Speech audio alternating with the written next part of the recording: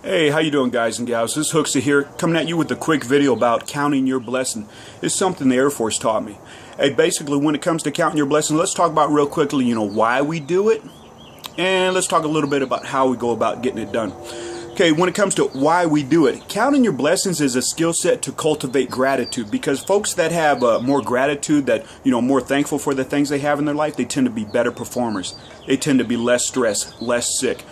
Overall, as you are the CEO of your life, it's wise to count your blessings because you're going to increase your performance, so on and so forth. So it's just a wise skill set to do.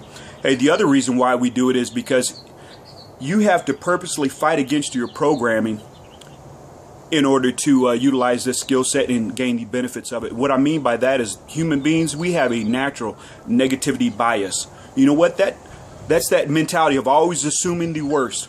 Some people have it more than others. That's that mentality of always thinking, the worst possible outcome is going to happen. That's good in a dangerous environment, but in a relatively safe environment, which we typically live in, it's not a good skill set to have, of always thinking towards the worst. So what I mean by that is, if you're in a dangerous environment and there's a deep dark jungle you're about to enter, to assume there might be something in there that's going to eat you might be a wise skill set to have, because again, that may keep you alive. But in a safe environment, all that does is hurt you, just focusing on the negative.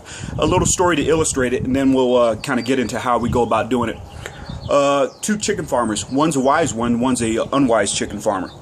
Okay, the wise chicken farmer, he goes into his chicken shed at the end of the day, and he starts gathering the produce of the day, the eggs the chickens were producing. He takes those homes, he makes the omelet for the wife, he feeds the kids. He has so many eggs left over, he could sell them in the marketplace the day after. That's the wise chicken farmer.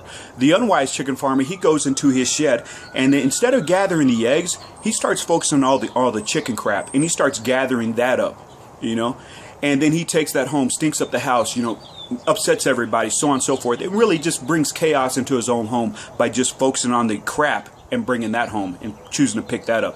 That's the same thing in our life, man. You guys and gals are CEOs of your life. You guys are directly responsible for your results, 100% responsible.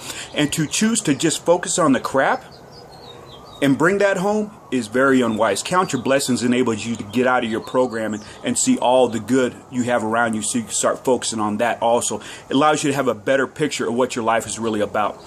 And how we go about doing it. Okay, this is how I do it. You have to figure out what works for you. The way I do it is, you have to purposely, periodically count your blessings and realize, so you can have a good picture of what's going on.